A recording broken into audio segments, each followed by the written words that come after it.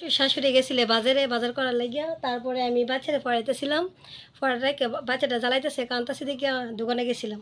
আর সে দেখি সব ঘরের জিনিসপত্র এলোমেলো, চোখে তালামেলা খুলে সম্পূর্ণ স্বর্ণের জিনিস টাকা পয়সা সব লেগে গেছে। কত টাকা আসলো? 20,000 টাকা। স্বর্ণের জিনিস কত ভরি আসলো?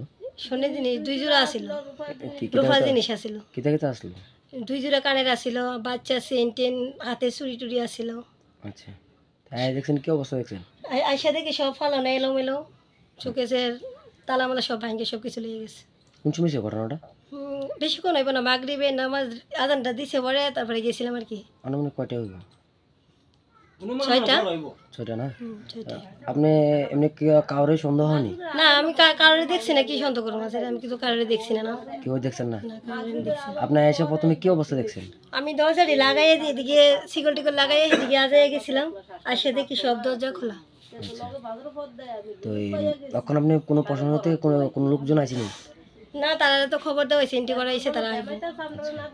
তো এই জায়গাটার নাম কি ধরে? মধ্যলোকে মধ্যলোক